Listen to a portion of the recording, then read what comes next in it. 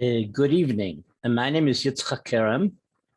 I'm a historian on Sephardic Jewry, and I edit a monthly email publication called Sefarad Vehamizrah, Sefarad in the East. It used to be called the Sephardic Newsletter. In the beginning of the 90s, when I gave a lecture at a prestigious university in Boston, afterward, I came out in the hall and someone asked me, "Do you want to start an email publication?" And I didn't know what that was. I knew what email was. I had email then, but I had no idea what he was talking about. So in short, I started a Sephardic newsletter in the beginning in a very coarse manner, and it's developed in 30 years. It's changed hats and servers many times. And in the beginning years, I had some devoted technicians from the social science wing of the Hebrew University. I had a technician, Vladimir Dubnikov. I had the mover and the shaker of the Jewish email lists from Nizernet, and then became Shamash, Avrum Goodblatt, and another technician from Jerusalem, Warren Burstein.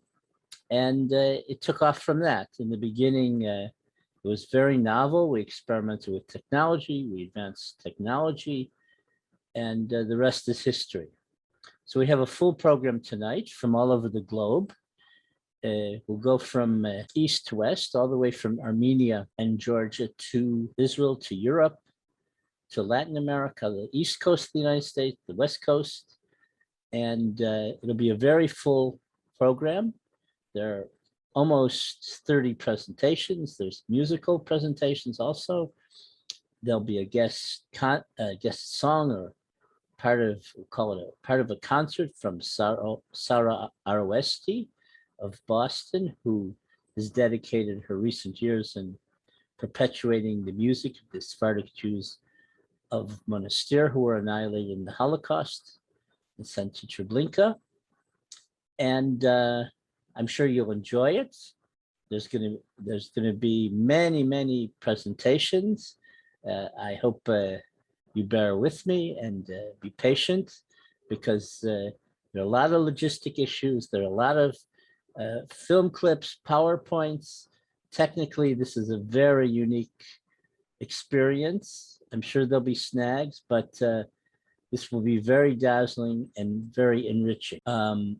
I also like to thank Michael Glatzer of the Ben Tzvi Institute, who is the academic secretary and who's been involved in many events. He helped sponsor a conference we made at Ben Gurion University in 2002 on Orientalism and education in the Sephardic world, and provided the conference with many assets. They financed the Paitan called the Ritual singer Moshe Chabusha.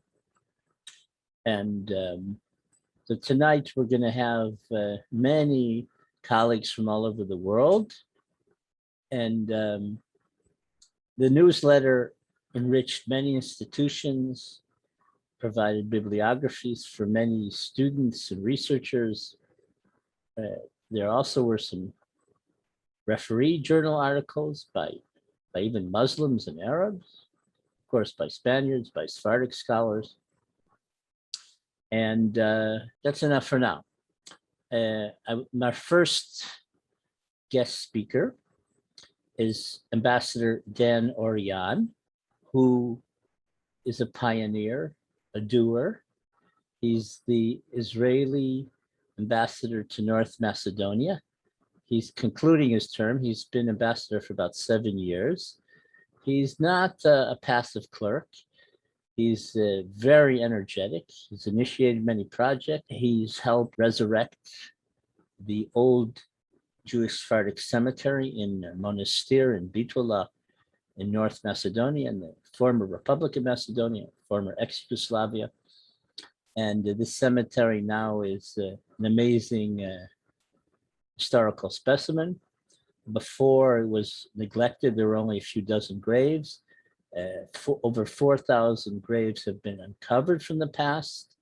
And I think that's about only 20% of what can be dug.